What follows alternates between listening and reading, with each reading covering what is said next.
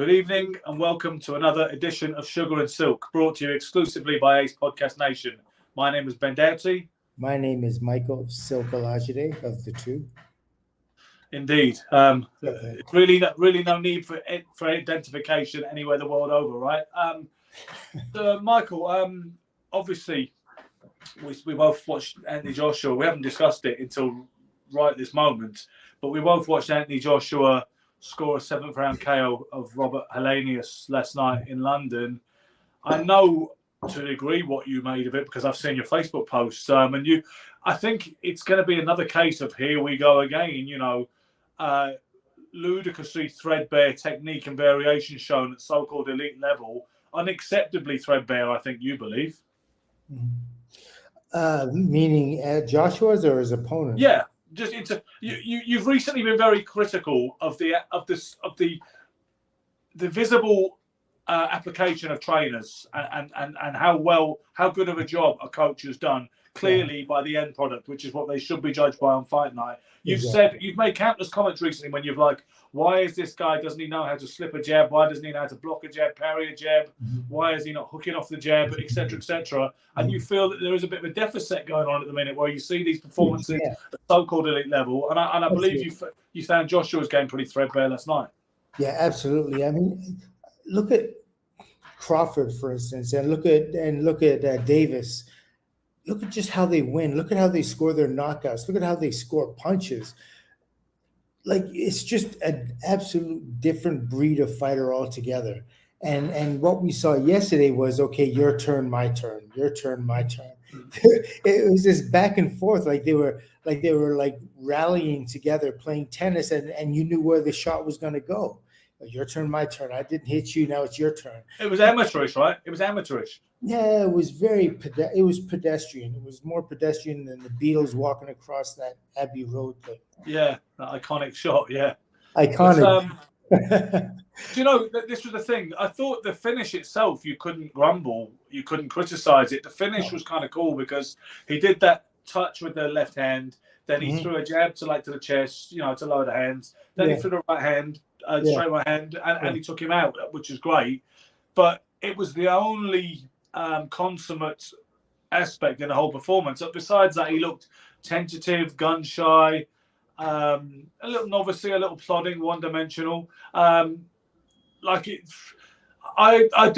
never want to buy into cliches, but I have to subscribe at this point to this theory that Anthony Joshua has regressed. He has psychological issues.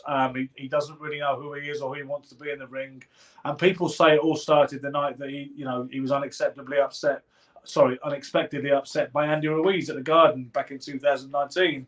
I wasn't quick to jump on that bandwagon and narrative, but I'm forced to go along with it because I think we've seen it too many times now, and it just doesn't look.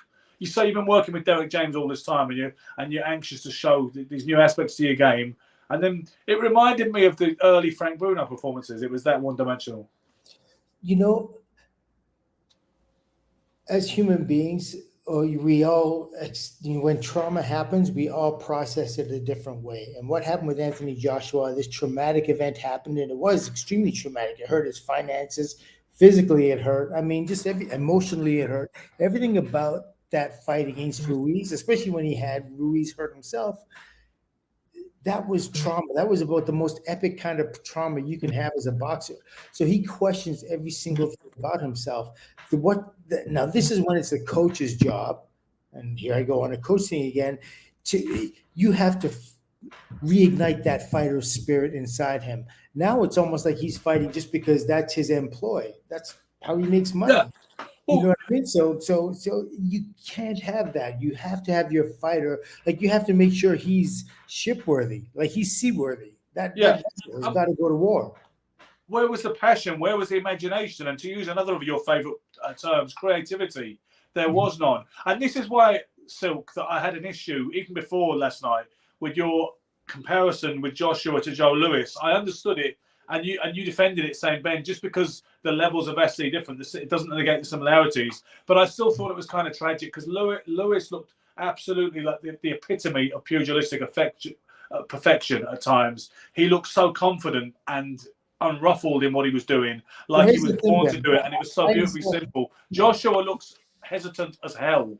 Yeah, I understand what you're saying, and Joe is not the kind of like Joe. When it's time to let his hands go, he lets his hands go. There's no hesitation Devastating. at all. Look, he got knocked out by Max Schmeling.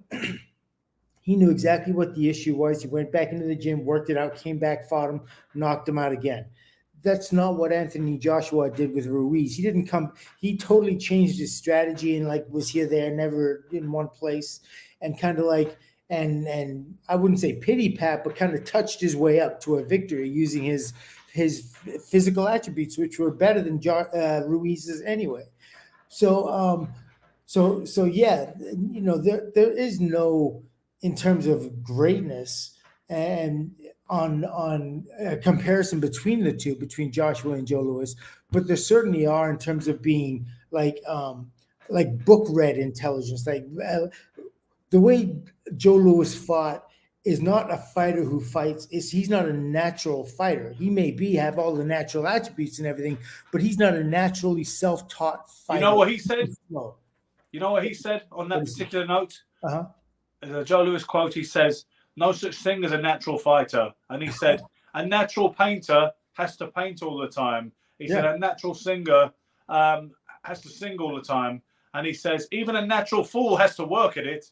Yeah, you know what? But that's true. But listen, a natural singer, are you kidding me? Like, you wouldn't want to hear me sing. And I may be coming from my nature, but you wouldn't want to hear it. And it's the same thing. Just some people have that knack for it. They have that ability. I don't know whether it's just the vocal cords, whatever it is, but you have a natural tendency to be able to hit notes and carry a melody and carry a tune.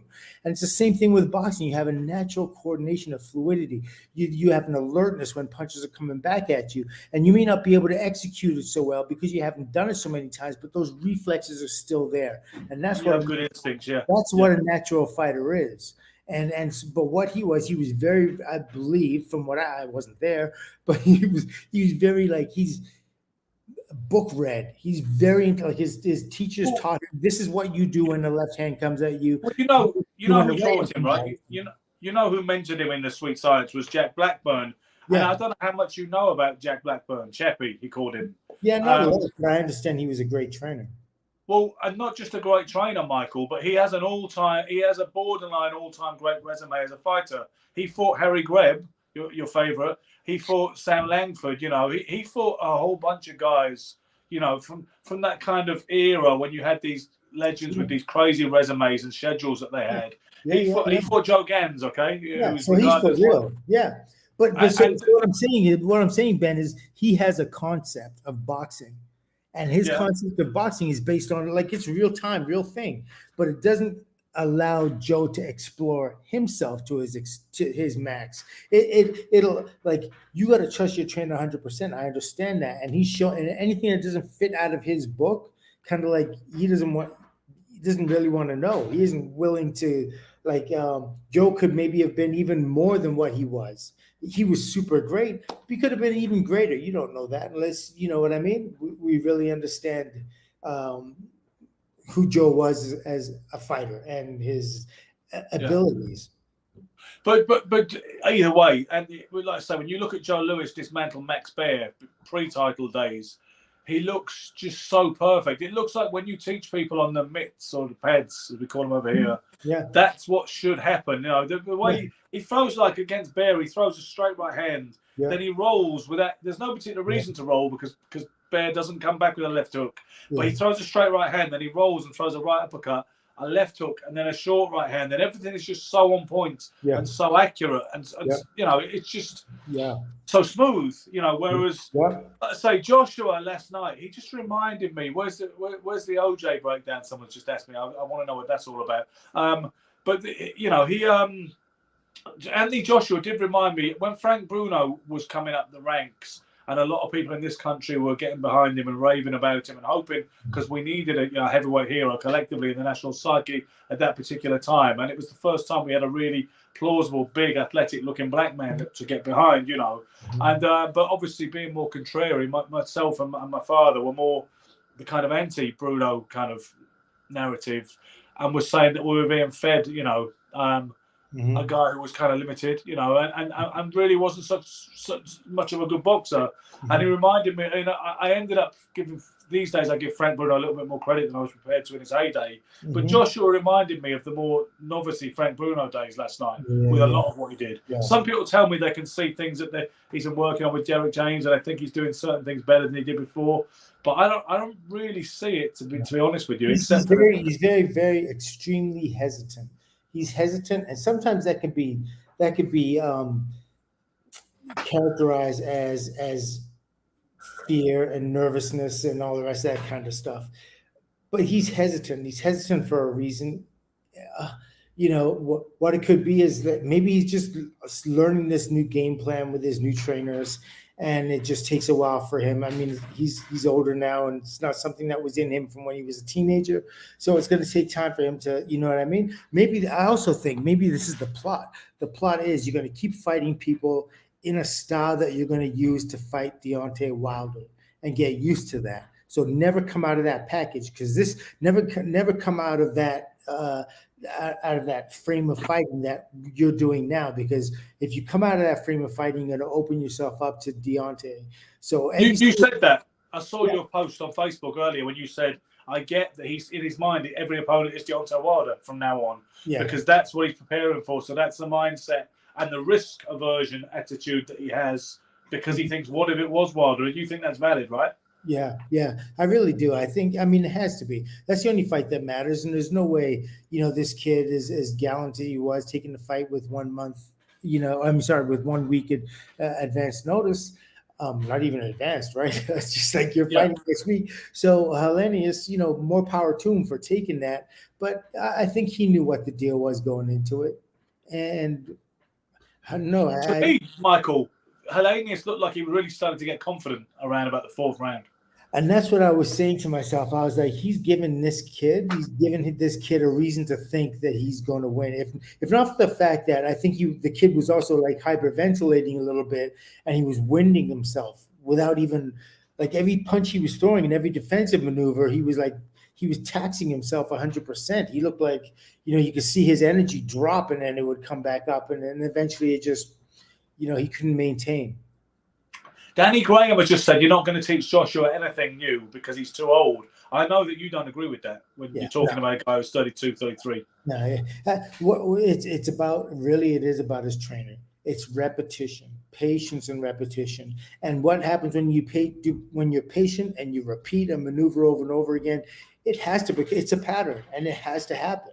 If you close yourself off to learning new things when you can't physically do them anymore, it's not like the things that Joshua has to do in order to fight these guys and beat these guys, or to fight with a new fight plan and ability. It's not like it's going to hurt him. It's not like it's hurting him when he's doing it. It's not like it's hurting his back. There's some physical ailment that's stopping him from doing these maneuvers. These are simple things he should be doing to, you know, in preparing for his fight with Wilder, that there's nothing stopping him from being able to do that and eventually, you know.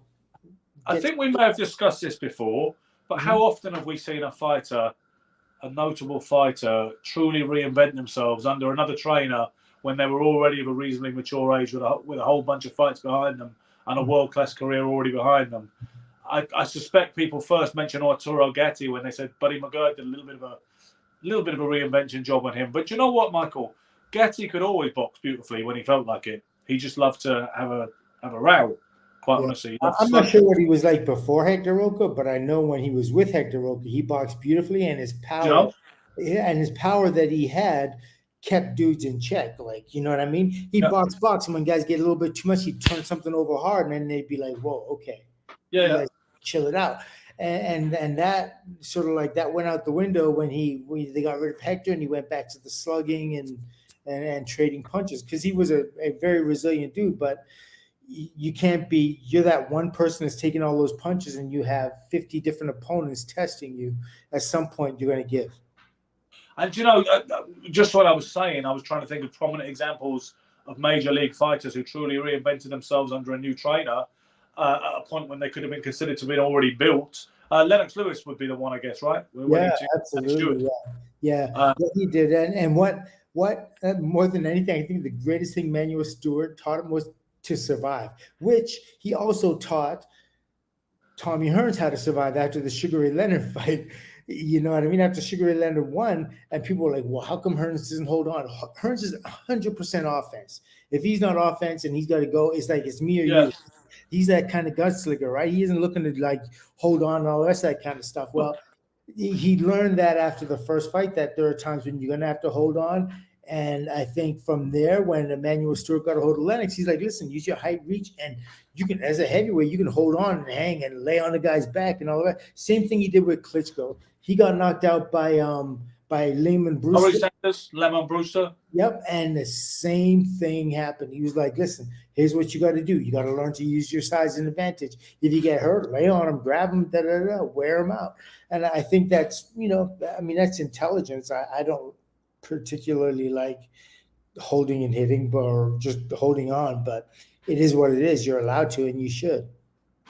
Sure. Like I said, Frank Bruno, to an extent, needed to learn that, because that was when he would get knocked out, Yes. by James Bonecrusher Smith or Tim Witherspoon. Yeah. The people in this country having the post-mortems about these things, looking to try and fix whatever was wrong, would say he needs to learn how to grab a guy and hold on.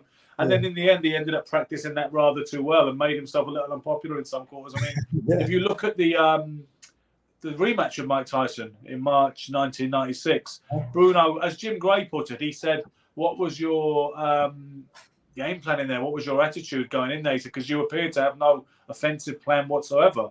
Like, all Bruno wanted to do was hold and grab and survive against Tyson, when obviously he was still facing a relatively ferocious version of Iron Mike, who just went straight through him, But, but Joshua, I don't know for certain that Wilder is going to be next, but I believe that's where they're going with this. That's what they said, certainly pre-fight. And from what little kind of glimpsing on Twitter at some of the sound bites from the post-fight press conference last night, it appears that they're looking at Wilder at the end of the year without any fights in between, I believe, without any fights in between. Wow. I thought when they were talking on TV, when they were interviewing him, they were talking about, he's going to continue to fight until that fight happens. So he had at least one more fight in him before the Wilder. Would you highly recommend that option? Yeah, I think so. I think he needs to do that. And it's not even about the crowd. It's just the reality of the fight. He needs to enhance his fight vision. He was not slipping punches. He wasn't blocking punches. And the punches were, I mean, come on, they were pretty much pedestrian. After the left, I sat there and I watched the fight, and I'm like, okay, he's gonna throw the right, he did. He's gonna throw the left, he did. He threw the right, he did. And it was like, either, and I'm talking about Helenius, it's absolutely predictable what he was going to do. So why are you getting hit by it? Like, if you're afraid of getting hit, if you're afraid of the results, then why do you not respect the punch that's coming at you? Because that's the only thing that's going to hurt you. I don't know that his trainer says to him, you know what? You need to see the punch. And once you see the punch, then you can do something defensively with it. I just don't think he's even looking at his gloves. He's not even looking at the guy's hands. It's like, it's insane. It doesn't make sense. Because people have got different theories about what you should focus on when you're looking at trying to anticipate your opponent's punches. Mm-hmm. Did you look at the eyes, or did you look at the hands, the gloves? I mostly looked at the eyes, but then once I started paying attention to the hands, things were easier for me. I mean, I know guys when I fought, like, as an amateur, and they were like, it was very, very unique to find. But as an advanced amateur, when I fought guys that were advanced, or even some pros that were advanced, they'd look at your hands, and all they'd do was look at your hands, and it threw you off because it was just so unique. Like, why is he looking at my hands? But I mean, it makes sense, because those are the only things that could hit you in boxing. It's not the feet, it's not the elbows, it's no headbutts, none of that kind of stuff. It's this or this. So if you're tracking these two, if you know where these two at all times, what have you to fear? Nothing. So you look at the eyes and you look at the face, and you think the intent is going to be obvious, but it's not. It's absolutely not. To look at because you're supposed to throw people a dummy anyway. Well, look at Alexis Arguello. You look, he's got such a poker face. You couldn't tell if you know what I mean. And Joe all Louis. fighters are like that. Joe Louis. Listen, all fighters were like that. All great fighters are like that. You look at their face and they don't register that pain or that discomfort or frustration. If they do it, it's in body type. You know what I mean? It's like how their body reacts to the issue, but not their face. Great fighters are always here. Poker face, yeah, for sure. So, I can't help but be rather pessimistic about Joshua's chances against Wilder. Whether he fights him next time out or whether he manages to fit in one or two engagements in between the big non-title fight with Wilder. I like the guy, right? I'm not anti-Joshua like some people are. He gets a hard time. He gets a lot of stick. Some people, I'll talk about why that is a little bit later as well, but I'm not one of those guys. But I just can't see anything other than getting KO'd by Wilder. I just think Wilder is whatever people think of Wilder as a boxer, right? It comes more naturally to him what he does than it does to Joshua. People may say he's terrible and fundamentally awful, but he does it relatively naturally, and he's not afraid to let his hands go, is he? And I just think he's more tenacious than Joshua as well. Yeah, he is. He is that. What I've said about Joshua, there's massive room for improvement and all the rest of that kind of stuff. Still, Wilder's ship has a lot of leaks in it, and I still see this fight as pick'em. It's 50-50, no matter which way you look at it. Like, Anthony Joshua is more defensively sound than Wilder, but Wilder is much more offensively capable than Joshua. Yeah. So that's where you find your balance. Like, I think he takes a better shot too, and I think he shows he's probably got a little bit more of that dog in him. This is interesting though as well, Silk, because if you were to judge, and I did initially, judge Joshua on the Klitschko fight, I know that was an old 41-year-old Klitschko, but it was a pretty decent version of Klitschko who was in great shape, who was super motivated. He fought a great fight. And, Joshua did get off the deck, and he did heroically come back and stop Klitschko. And I remember thinking, talking of the Frank Bruno comparisons, he has that ability to win a fight when the chips are down and climb off the deck, something that Bruno never had. I wouldn't question Bruno's heart and desire, never, but he didn't have that X factor that kept you in the fight, because even when Klitschko was unloading on Joshua, I believe it was the 10th round, because I think the fight ended in the 11th, if memory serves, he was smiling and rocking and rolling with the shots, and he supposedly said to him, "You better get all your shots off now because I'm going to knock you out in the next round," and he smiled at him. Now that's pretty gangster, right? I mean, that shows he did have it then, and he was comfortable in his skin at the time as a pugilist. Yeah. But now, when you look at the Ruiz fight, I suppose that's the only example, right? The Ruiz fight, he wasn't capable of doing that. He got beaten, he got outboxed by Usyk twice, quite honestly. But it wasn't like, and he was on the verge of getting stopped. Some people thought in the last round of the first fight with Usyk, but he kind of weathered the storm, didn't he? And stuck his tongue out. Maybe I'm not being fair to Joshua saying that Wilder is definitely the more tenacious and the more capable of coming back from adversity, but I feel like he probably is. Yeah, it's a picky fight. The thing is, it's a 50-50 fight, but where it's at is Wilder's just so much more definitive. His purpose and point when he gets in the ring is just so obvious, and sometimes we tend to get swayed by that. Like, he's 100% about doing one thing, and that's knocking you out. I mean, he doesn't care if he gets hit or not. Obviously, you know what I mean? He's never gone in there and pretended to slip a punch or block a punch or any of that kind of stuff. He's always looking to set you up, not afraid to be hit. If he gets hit, he gets dropped. I mean, it's almost like he has no shame, and that's what you want. You know what I mean? That's what you want. You want a fighter that's. I mean, you have to respect pain. You have to respect.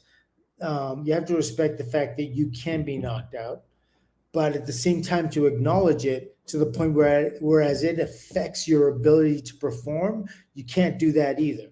And that's what Wilder does so beautifully. Listen, see, that's the thing.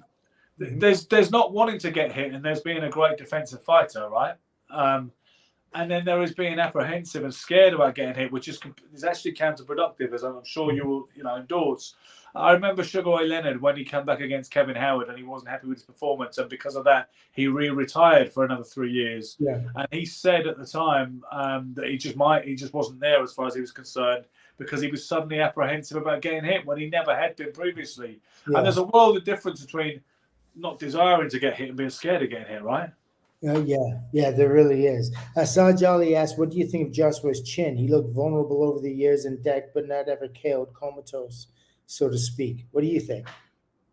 Well, see, this is the thing. I mean, I don't think he's got the greatest set of whiskers. I think if you hit him on the button, he will go. Certainly, if someone like Wilder hits him on the button. And the thing about that, Ben, that's the advantage of it. If you know you can be hurt when you get hit, that don't look at it as a disadvantage. Look at it as something to like make you tighten up your defense. And that's what Klitschko said. Now. Sorry, that's what Klitschko said when somebody talked about testing his chin. Klitschko said, you know, in the good era when he was practically unbeatable, he said, "I have no desire to test my chin. It is made of glass." Yeah. He said, "I have no desire to test it whatsoever." Because he already knew what it was like, you know. So, but I mean, definitely, like in terms of like, don't let fear overtake your ability to perform. Like Klitschko would, like, he'd punch and hold because he was afraid of getting hit, right? He'd punch and hold and grab and lay on your back and do all these things that were a little bit too extra. It didn't show the command of the sport of the fit of boxing. It didn't show the skills that he should have developed. He let fear overtake his defensive progress. Well, Willie Pep didn't want to get hit, but he made it look a whole lot more artistic than that, didn't he? Exactly. Yes, it didn't stop his opponent from throwing at him, and he would counter him as well. So you know what I mean. So that, I can respect that. But when a fighter, like, all of a sudden, because he's going to get hit and he grab each other and he grabs him because that in my book is not an ability. Is not an ability a fighter should be. No, it's like when James Bonecrusher Smith became incredibly negative against Mike Tyson back in 1987. You know, and I think everybody expected that was going to be like a whole big, you know, explosive shootout, particularly with the job that Bonecrusher had done on Tim Witherspoon. Although Tim tells you he took a dive, by the way. As far if you talk to Tim about that, he said he definitely tanked that fight.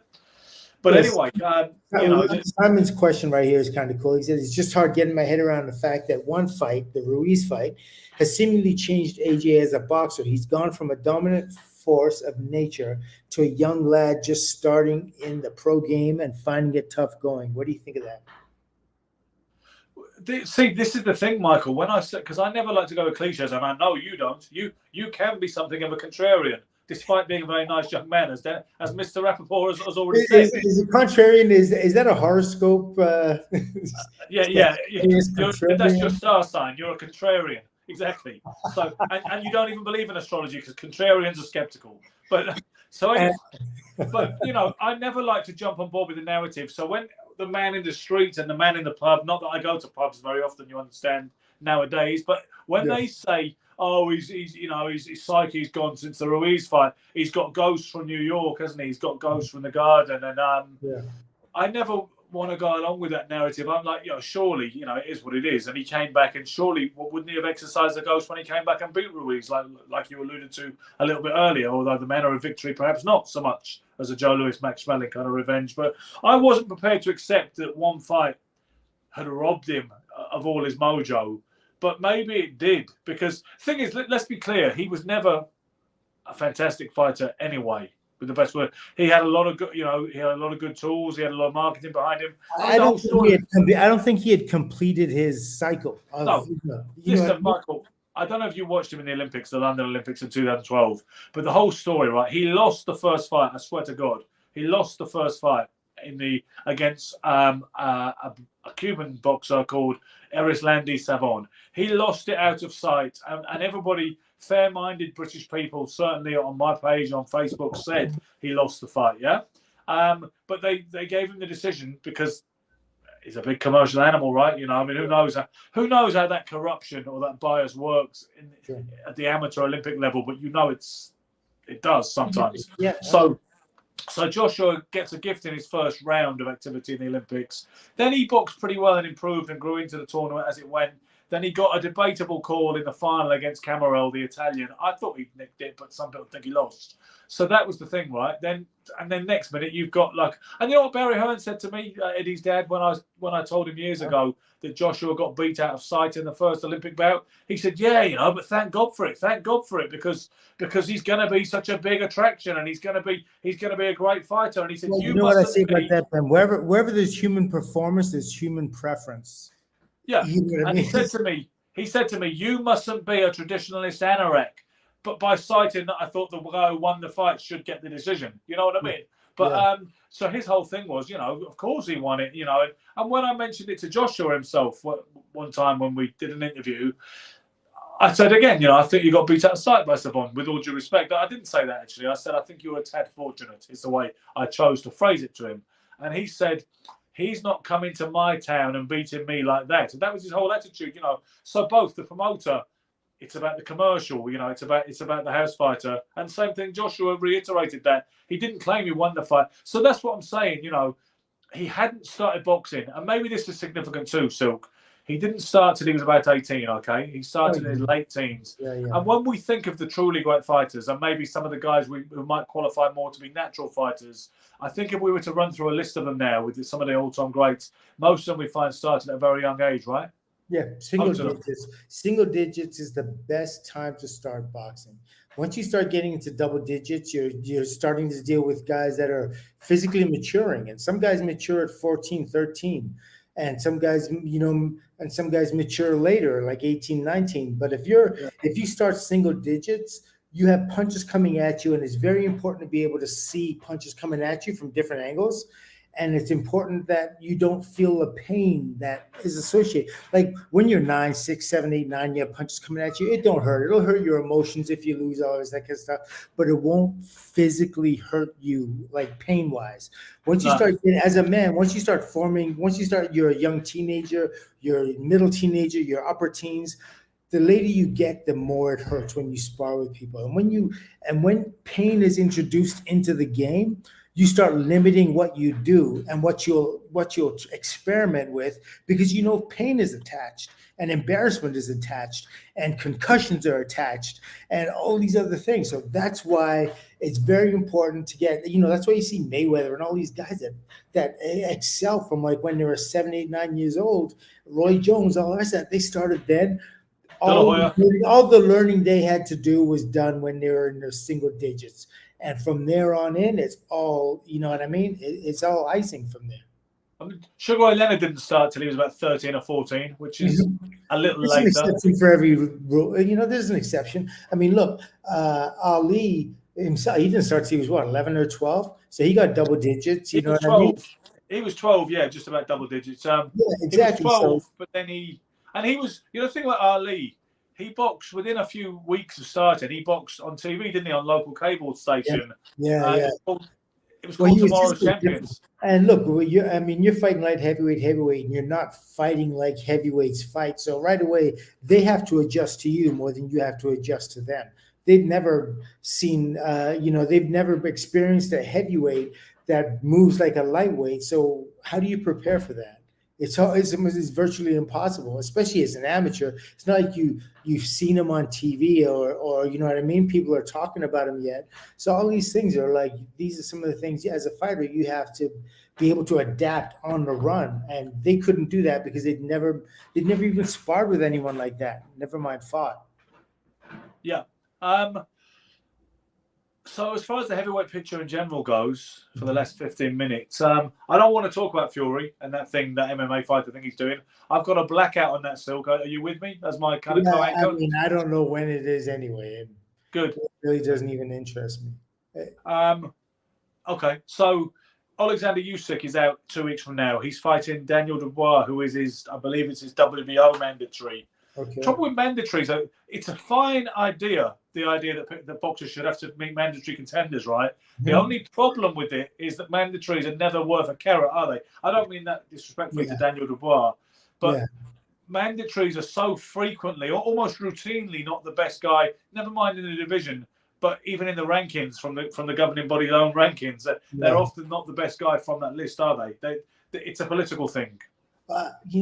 That's always confused me, and I was in it. You know, yeah. Like at one point, I was a mandatory too, but like I was I was Hagler's mandatory, and he took Sugar Ray. What are you gonna do? You know what I mean? He ducked you. It's pure and simple. Oh yeah, If, yeah. if that old blown up welterweight could do that to him, what would the Silk have done to him?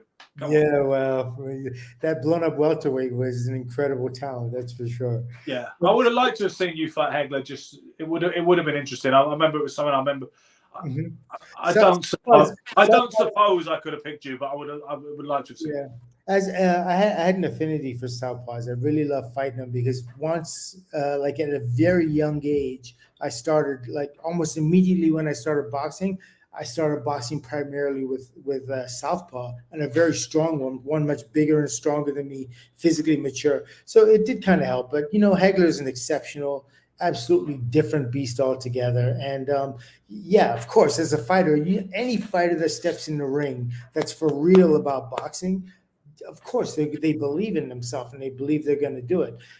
So I believe what I believe, but Hagler is undoubtedly an all-time great, and the guys like me who jumped in the ring and wanted to and didn't get there for whatever be the reason.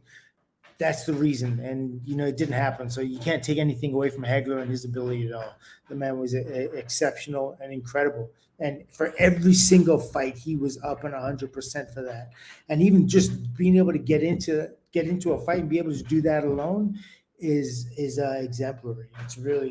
I love that idea, the Spartan idea of him locking himself away in Cape Cod. Yeah. Provincetown, Massachusetts kind of way. Yeah. And he used to stay in this rather spooky motel, didn't he? That apparently was. I don't think it had any guests ever. I think it was semi-closed down, but it was available to Hagler to rent for training camp. Yeah, and it was like a horror film. It was like a spooky horror film at the start of one of these feature-length movies where something's not quite right in this town and it's all a bit eerily quiet. And that's why he would lock himself away, and he would and he'd run along the beach, and all the rest of it. And he, one thing he wasn't doing out there are definitely haunting. I mean, you got the fog coming in. It's like threatening to storm or rain, or it's very gray. Kind of English-ish. Kind of Salem's Lot kind of vibe, yeah? Exactly. Yeah. I like that. But I think initially, see, this is the great thing about us. We can so fluidly shift from Daniel Dubois to Marvin Hagler to Cape Cod, just in a heartbeat. But I believe getting ourselves back on track to a degree, I believe we were talking about Dubois versus Usyk and the nonsensical nature of the ranking systems and the mandatory challenges that the sanctioning bodies order, for better or for worse, because obviously Joe Joyce beat Dubois conclusively a couple of years ago, 2 or 3 years ago, and now he's in a position where he's fighting to save his career in a rematch versus Zhilei Zhang, and now Dubois he's won some cardboard version of the WBA championship at some point on a Don King show in a high school a little while ago, and now he's fighting for nearly, for 3/4 of the marbles in 2 weeks' time in Poland against Alexander Usyk. It doesn't make a lot of sense, does it? That's it does, because you know what, it really does make a lot of sense, because you know what it's about. They don't want they don't want a real challenge for Usyk. It's a manageable fight for him. It's a fight where he can look good. It's a fight that he can win. It's a fight where he's not going to get hurt. Dubois, I really don't believe Dubois can hurt him. I mean, Usyk's skills are kind of like. He can punch, but he's going to have to find him in the first place. Dubois, he has that power. He's a destructive fighter. Yeah. But I think Ben, you can have the bomb, but if you don't have the wherewithal to get the bomb from here to there. You're fighting a bomb. You blow yourself up with it. You may as well blow yourself up with the bomb, because if you can't get it from here to there, then what good is it? And I don't think he can find Usyk's chin before Usyk is hitting him with all sorts of punches. And this kind of reminds me of the fight when you said about taking the choices, Crawford and Boots Ennis, right? Crawford is like, I want a chance to Boots is his mandatory. But he doesn't necessarily want the mandatory, because he goes, it's a no-win situation for me. I beat him and they say the kid's not right. I lose to him, and you know what I mean? And that's it. They write me off as somebody who wasn't, you know what I mean? He didn't actually entertain that possibility, to be fair. He said, if I beat him, they'll say the kid was untested. He never allowed for the scenario if he lost to him. That's not what Terence, but obviously you know, you can infer it on his behalf, certainly, because that's what it amounts to. But do you know, I would rather see him fight Boots than anybody else. I'd rather see him fight Jaron Ennis than anybody else. That's just me, but I understand why you said Gervonta Davis. No, Ennis. No, you said Ennis, and then you said another fighter. No, I just called him Boots, and I also called him Ennis. He's got nickname versus surname. I'd rather see him fight Jaron Boots Ennis than anybody else in the world at any weight.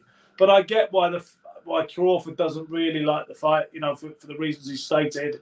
And I understand why it's attractive to him to fight Charlo and to make history by becoming. Boots has to kind of make him want that fight.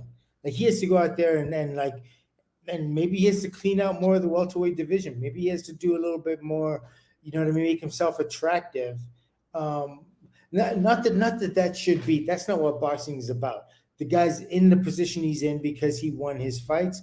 It shouldn't be about him having to pull a circus act and do all sorts of promotional things in order to get people to talk about the fight more.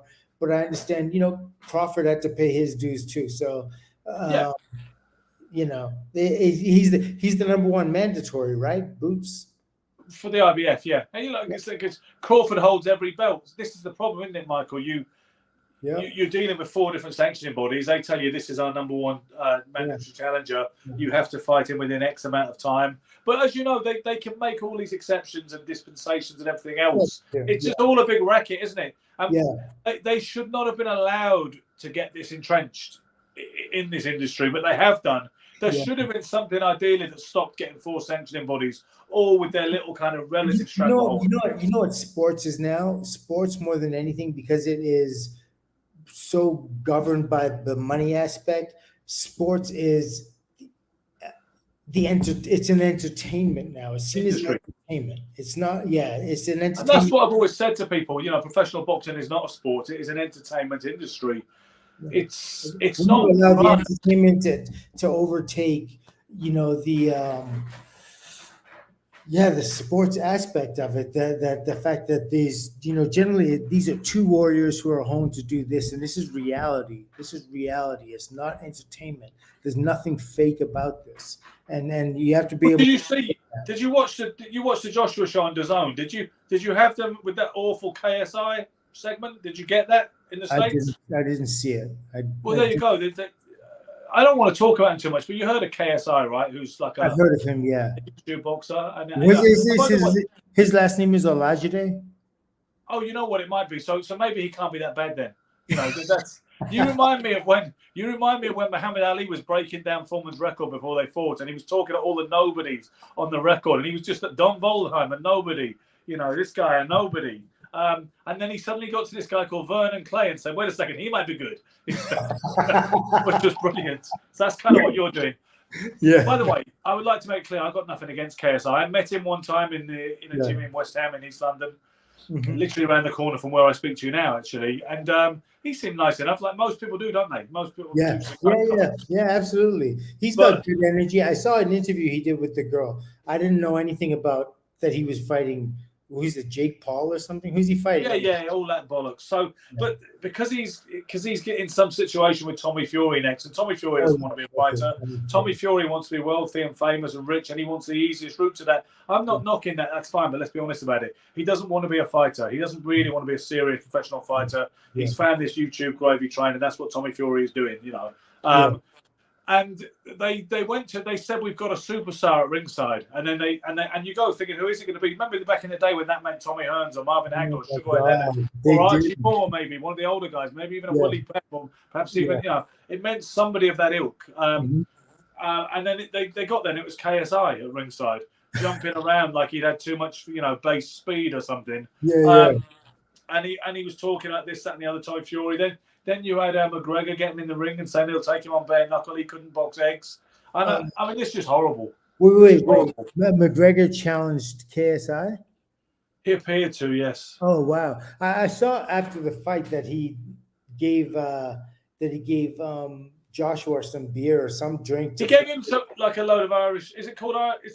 He's got a new kind of Irish stout, I believe, has he? That he's marketing. Because you know what? The MC, David Diamante, kept saying, sponsored by such and such stout, now available in Asda, which is just some really low rent kind of supermarket over here. I'm not knocking Asda, it's kind of handy, but it's very, very unromantic and unglamorous to be on this big stage saying now available in Asda. But what is the game coming to is all I'm asking you. So what is the industry? What is this so-called entertainment industry coming to? It reflects society. It reflects life, and life right now is more like a money grab than anything. Yeah. I mean, money's a very useful, beautiful thing as well, but there's the other side to it that's very dark, and it takes away people's. It does some pretty unusual things to individuals, basically. Sarge Ali has, to help you translate this kind of tone, he has said, Asda is the UK version of Walmart. Okay, Silk, he didn't want you to feel left out. I'd like to say hello to Andy Pastrana, by the way. Andy Pastrana is watching in San Antonio. His father was a legendary coach in San Antonio who trained like the Ayala boys and all that kind of thing at different times. I met Andy when I was in San Antonio. He had a bike, and he's a big bike enthusiast, motorbike enthusiast, and he had a bit of an accident recently, and I think he's been recovering in hospital. So I'd like to say hi to Andy Pastrana and get well soon, sir. Mark Lex says professional boxing is turning into WWF, which we know that anyway, and this is. I imagine your take on it is similar. It isn't. I mean, because ultimately the reality is the fighters are always going to keep it real. Like they will, and Crawford is real. Inoue is real. Exactly. So they can do all the pomp and circumstance, and they can do all the promotion and all the rest of that kind of stuff. When the bell rings, those are real concussions being doled out. Those are real eye fractures. Those are real broken chins, the broken jaws, broken ribs, kidney contusions, all the rest of that kind of stuff. That's real. We can never, ever take away from that. But it's just, before the start bell and after the final bell is rung, that's where the issue is with boxing that it never used to be. We feel like we have to do these crazy things to promote a fight. When you just have two guys that are deserving of fighting each other, fight. That's all you have to do. And people can make out from the rest. You don't have to do all the bells and whistles and all this, box with a bear and wrestle with an octopus. Alligator. Definitely not an alligator. But on that note, we said we were doing 45 minutes tonight, and we're going to get out of here. Listen, guys, you can now watch episodes of Sugar and Silk back on YouTube. Tonight's episode went live on YouTube, the Sugar and Silk YouTube channel. You can catch it on Spotify. Obviously, you can go back to this stream on Facebook. We hope you enjoyed it as ever. We will be back next week. We're going to have something exciting coming up. I'm hoping to attend the Atlantic City Boxing Hall of Fame at the end of September, where Sugar and Silk are actually going to meet physically for the first time. I know that we'll have some content and some surprises for you. Michael, thanks as ever for being you. Guys, thanks for tuning in. Simon, Ace Postcards Nation, thanks for coordinating us so expertly as always. We'll be back next week. Thank you. Ciao.